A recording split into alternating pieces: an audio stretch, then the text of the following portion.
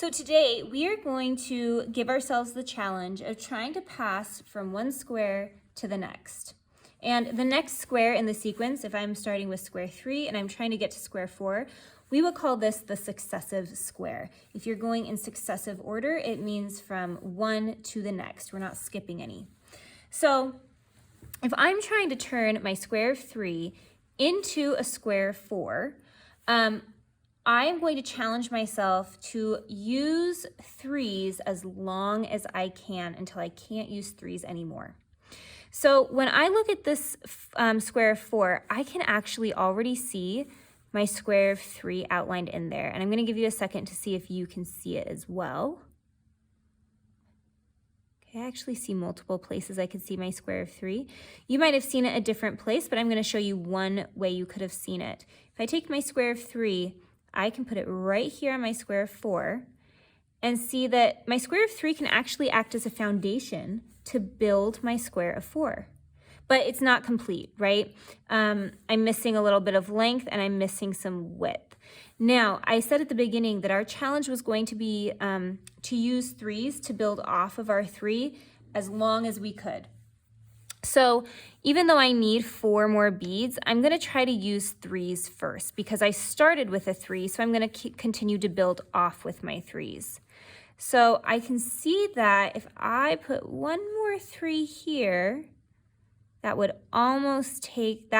complete my length, right? So I'm going to grab another square of 3, and I'm going to do this off to the side. So here's my square of 3. If I add one more down at the bottom, like I showed over here, do that, bring it down, then my length is the same. I have 1, 2, 3, 4 down, just like my square of 4.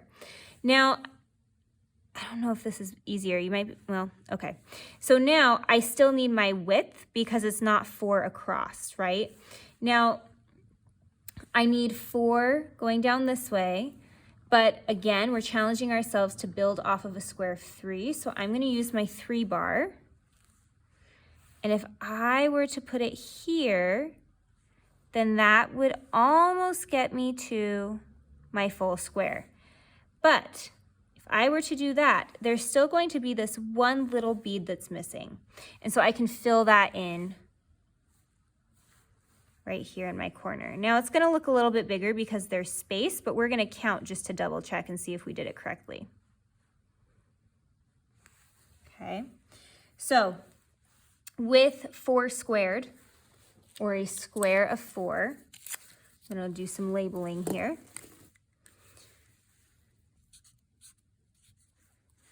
Here's 4 squared. And I know that 4 squared is the same as 16 because 2 factors of 4, or 4 times 4, that will get me to 16 total beads. So if we have passed from a 3 squared to a 4 square, or a square of 3 to a square of 4, we should have 16 total beads. Let's double check. I know that 3 squared is 9, 10, 11, 12, 13, 14, 15, and there's our final 16. We did it.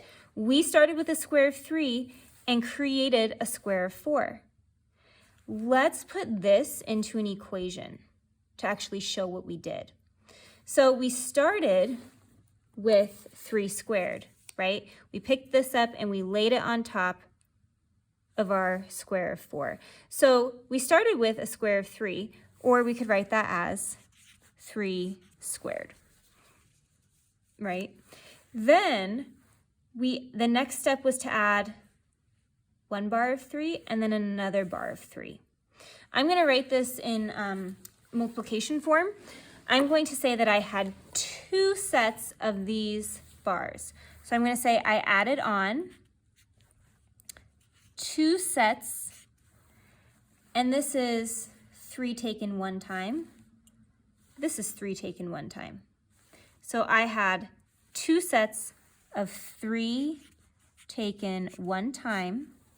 And finally, I had to add on this 1 at the end. Now, 1 is really special. And I can say that this 1 is also squared. Okay, and we'll see why when we get to when we when we work with larger squares. The reason I can say that this is 1 squared is because this would be 2 factors of 1, and 1 times 1 is always going to equal 1. So 1 is kind of special. Even though it doesn't look like a square, it really is. And then we could say that this equals, we counted them all up, and we said we got 16. Now, if we want to double check that mathematically rather than counting, we totally could. And we would do that by simplifying this. I know that 3 squared is 3 times 3, and that's the same as 9. Okay, then I know 3 taken 1 time is 3, but I had 2 of them, and that was 6. And then 1 squared is 1 times 1, that's 1. And that should get us to 16. Let's do some mental math. 9 and 6 would be 15, plus 1 more would be 16. We passed from one square to another by starting with the first one and building off of it. Let's try one more.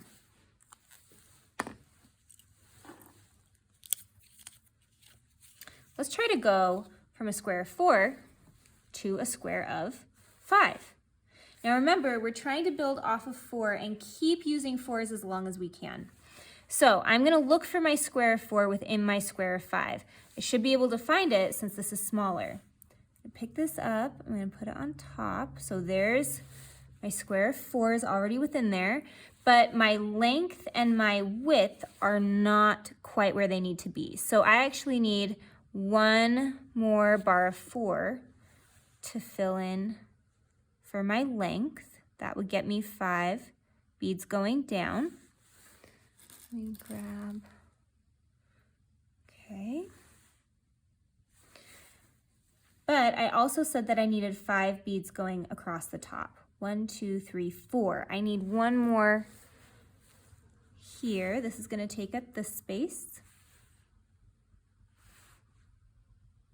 And then finally, I had 1 extra bead in the corner, right? Because if I put these 2 here, even though these bars kind of touch and fill up the space, there is not a bead that is filling up our space. So I need 1 more bead in that corner. I'm just going to put them in there. Now, if we've done this correctly, we should have the same total beads over here as we do in our square of 5, or 5 squared. So I'm going to label this one. And I know that 5 squared is the same as 2 factors of 5, or 5 times 5. And 5 times 5 is 25. So I should have 25 total beads over here, but we're going to double check. We're going to double check it mathematically this time rather than counting all the beads individually. So I know that I have 4 squared right here. And then I added on, the next thing that I added on were these 2 sets of our bead bars. Now this is 4 taken 1 time, and this is 4 taken 1 time.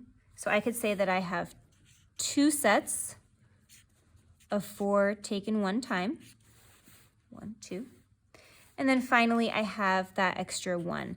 And remember, 1 is special. We can say that this is 1 squared, even though it doesn't look like a square, it really is. Because 2 factors of 1 would just be 1 times 1, which is 1. All right, and so let's figure out what this would actually be equal to. We know it's 5 squared, right? It should be, which should equal 25, but we'll double check. 4 squared is 4 times 4, 2 factors of 4, which is 16. Then I had 4 taken 1 time, which is 4, and another set would be 8. And then 1 squared is just 1 times 1, which is 1. Okay, this is time for some mental math. 16 plus 8 is 24, plus 1 more would get us to 25. We did it. We passed from one square to the next.